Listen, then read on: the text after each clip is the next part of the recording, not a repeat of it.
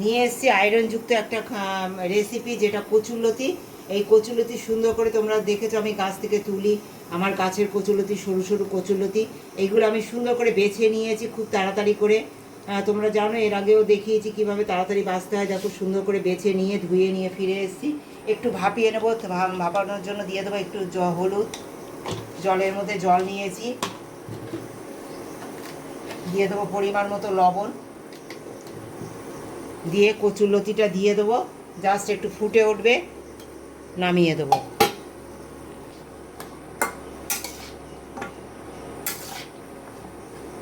একদম গ্রাম্য পদ্ধতিতে সাধারণ মানুষ কিভাবে রান্না করে, আমরা তো তোমরা দেখেছো, আমরা গ্রামের মানুষ, সেই গ্রামের মানুষরা সাধারণভাবে কিভাবে খায় সেইগুলোই তোমাদের সঙ্গে শেয়ার করতে চলেছি।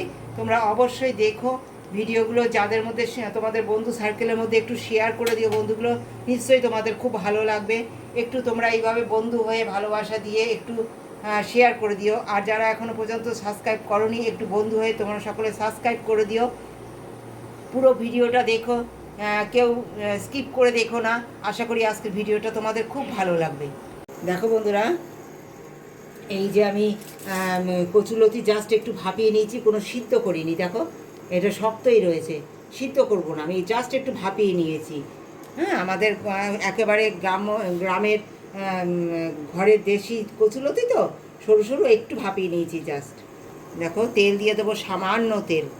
তোমরা তো অনেক রাজকীয়ভাবে রান্না করো, কিন্তু আমি একদম গ্রাম্য পদ্ধতিতে কি দিয়ে স্বাদ করব।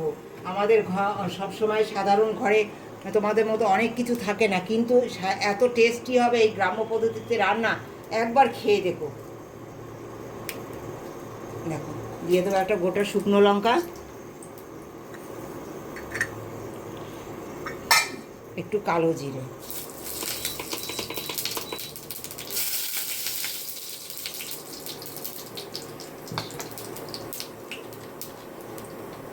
একটু লবণ দিয়ে দেবো বন্ধুরা, যেহেতু সিদ্ধর সময় লবণ দিয়েছি তাই অল্প করে দিলাম। এখন দিয়ে দেবো পেঁয়াজ বাটা আর রসুন বাটা।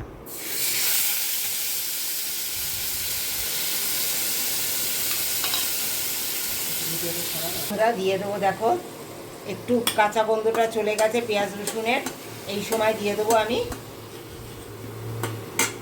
একটু সামান্য জিরের গুঁড়ো, একটু জল দিয়ে দেবো সামান্য। দেখো সামান্য যা জল দিয়ে দিলাম, একটু জিরে গুঁড়ো সামান্য, একদম সামান্য সামান্য মশলা দেবো। খুব বেশি মশলা আমি দেবো না বন্ধুরা, একদম সামান্য। আমরা কম মশলায় এইটা রান্নাটা করব, খুব ভালো লাগবে জানো না। এই ধনিয়ার গুঁড়ো দেখো এইটুখানি স্পুন, এই স্পুনে 1 স্পুন করে দিলাম। হলুদ আগেই দিয়েছিলাম তাই সামান্য দেব। একদম কাঁচা লঙ্কার তরকারি, সামান্য হলুদ দিয়ে দিলাম, লবণটা দিয়েছি আগে। হ্যাঁ, আর দেখো এই কাঁচা লঙ্কা দিয়ে এটা খেয়ে দেখো। কখন দেবো কাঁচা লঙ্কাটাতে, কিন্তু এক্ষুনি দেবো না, শুকনো লঙ্কা দিয়েছি না, এতেই দারুণ ঝাল হয়ে যাবে। আর দিব কি বলো তো, কচু জাতীয় জিনিস তো, দেবো একটু গোলমরিচ। হ্যাঁ, এর যে ফ্যাট, অনেকের নানা রকম সমস্যা হয়, তার জন্য একটু গোলমরিচ দিয়ে দেবো সামান্য। এই উপকারিতাটা ভালোভাবে পাওয়ার জন্য, এর যে আয়রন সেটা সম্পূর্ণ পাওয়ার জন্য লাস্টে কি দেব সেটা সঙ্গে থেকে পুরো ভিডিওটা দেখো। একটু কষিয়ে নেবো সামান্য। এবার দিয়ে দেবো কচুরলতিগুলো, সুন্দর মশলা কষে গেছে, কচুরলতিগুলো দিয়ে দেবো, দিয়ে সুন্দর করে এটা রান্না করে নেব। কিচ্ছু দেবো না, কিন্তু এমন একটা জিনিস লাস্টে দেব, ঘরোয়া জিনিস, সব ঘরোয়া জিনিস, ঘরোয়া পদ্ধতিতে সাধারণ মানুষের রান্না, কিভাবে আমাদের গ্রামে রান্না হয় সেটা সঙ্গে থেকে পুরো ভিডিওটা দেখো, এটা কীভাবে আমি টেস্টফুল করব। তেলে কচুরলতি কীভাবে দেখো ভাজা করতে হয়, দেখো সিম আজেই দেখো কচুরলতি আমি দেখো লাল লাল করে ভেজে নিচ্ছি, একদম লাল লাল করে ভেজে নিয়েছি। হ্যাঁ, এইভাবে করতে হয়। আর কচুরলতি এই ভাজা, তোমরা তো অনেক রকম খেতে, কচুরলতি এইভাবে লাল লাল করে ভাজা আশা করি কেউ সে তেমন খাওনি। একবার এইভাবে কচুরলতি ভাজা খেয়ে দেখো, আর খুব কম তেল মশলা এটা হয়ে যায়। দেখো তোমরা দেখেছো কাঁচা লঙ্কা আগে দেইনি, এই যে দেখো গোল গোল করে কেটে নিয়েছি, এই যে কাঁচা লঙ্কার কাঁচা ভাবটা এটাও পাবে তোমরা, ঝালটাও পাবে। পাওয়ার জন্য দেখো কাঁচা লঙ্কাগুলো সব আমি এইভাবে কেটে নিয়েছি।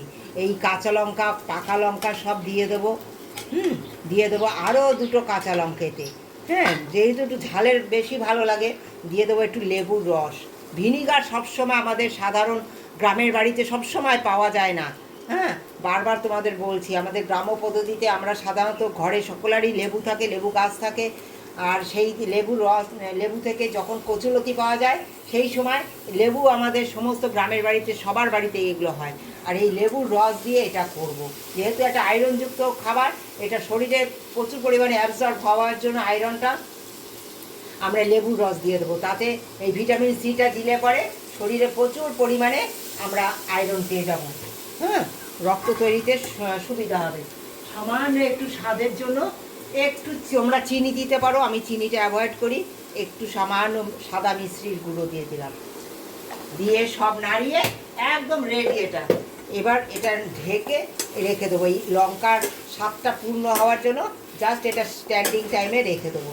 দেখো কত সুন্দর হয়ে গেছে ভাজাটা আমার,